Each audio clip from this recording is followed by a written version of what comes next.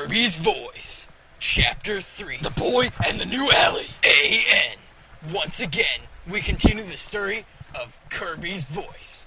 I will now start using the characters made by reviewers, and the story will become much more exciting and funny. I will tell you when the story starts and ends this time because of some helpful reviews. I hope this story is appealing to you, and if not, please tell me what I should do to make it better. And with all that, it's time for the story. 3. Kirby stared at the note with a look of confusion on his face. What did that boy mean to use my voice? In my voice really that bad? Am I supposed to bore people to death by talking slowly? Or sing them into comas? Kirby asked himself. The boy seemed to know what he was talking about. So Kirby began to walk in the direction of the Mirror World portal. He wondered if the boy would be a part of his adventure. Meanwhile, the boy silently watched Kirby from behind a tree. As Kirby kept on walking, the boy quickly darted behind another tree so he could follow Kirby to wherever his adventure would lead him to. As Kirby walked towards the gate, which led to the Mirror World, he felt as if he was being watched. He cautiously walked forward and reached the door. Suddenly, an object about Kirby's size flew by. It was white and seemed to have wings, but at the high speed it was moving, it was hard to tell.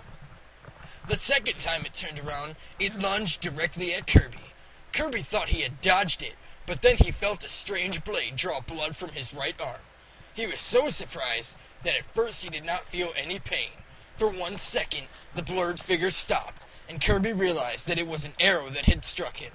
However, Kirby could not notice the full details of the figure, because it lunged into the tree, the arrow automatically following it up.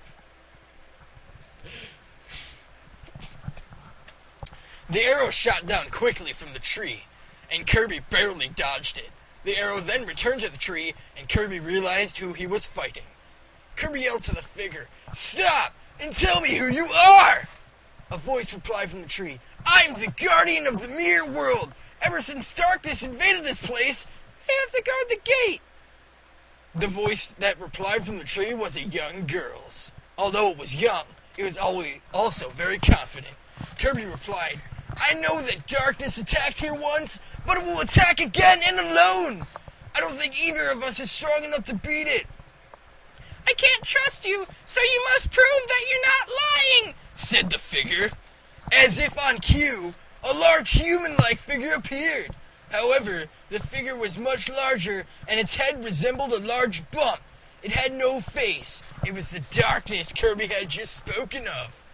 Realizing that Kirby had been correct in his predictions, the girl in the tree made a quick decision and came to the conclusion that she could trust him. She flung herself out of the tree and in front of Kirby. Kirby saw that the figure from the tree was a young puff angel girl who was about his size, but had wings and was much faster than he could ever be. Suddenly, the mysterious boy appeared once more behind a tree. He spoke and said, "You're not going to beat that creature with just normal attacks. You have no idea how to kill it, do you? I will destroy this one just this time, but don't expect to see me because I'm much faster and moving than you, Cupid."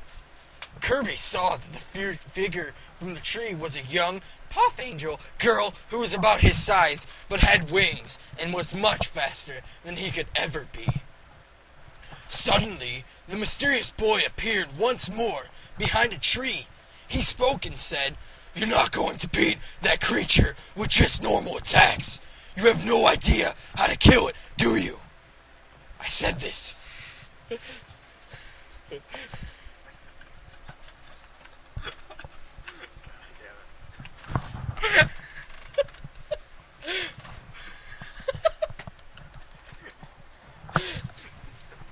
I can't read.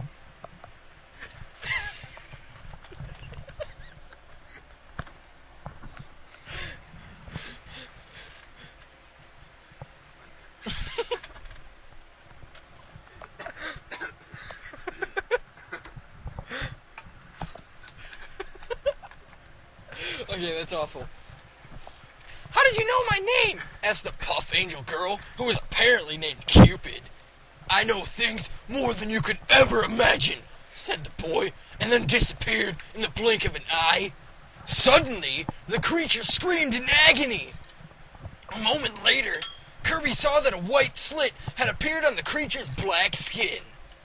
As the creature, having been killed by the attack, slowly disintegrated, the boy reappeared behind the tree. The boy said, "My name is Gray, and I'm one of the highest ranked Star Warriors around. I taught Meta Knight, actually. Kirby, he taught you the laser sword, right? I created that move." Kirby began to say, "I thought Meta Knight made the move up?" finished the boy. "Well, he didn't! Now I must go to Rifflestar and protect it from those dark creatures. There are 2 more things I must do. Tell you more about me and about what's going on. However, I will not tell you this until later. When you beat the one leading this attack, go to the Fountain of Dreams." With that, Gray disappeared, and it was as if he had never been there. Kirby and Cupid, having gotten off to a rough start, decided to properly introduce themselves to each other as they began walking into the mirror world. Shortly thereafter, they began to have a friendly conversation. Kirby told his adventures in Dreamland, and when he was done, he asked some questions of his own. "So where are you from?" he inquired.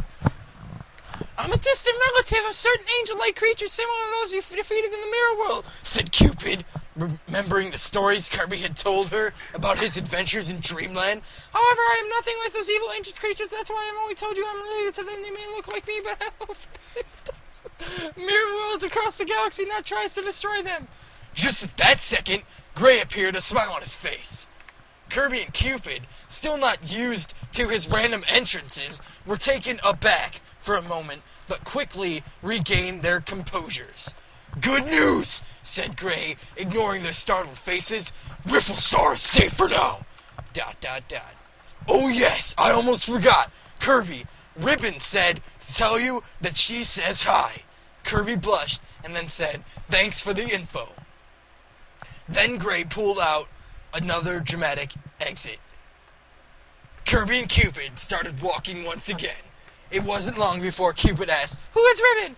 Kirby turned red again and quickly said, "Oh, no one." Cupid became angry and demanded, "Come on, tell me." Kirby laughed nervously as the two walked deeper into the mirror world. A.N. How was the 3rd chapter? If you don't think the story is exciting yet, just wait for the next chapter. I assure you that there will be more fighting and hopefully more humor. So that's the end of this chapter! I hope you all enjoyed it and that you leave a review. Don't forget to give me new characters too.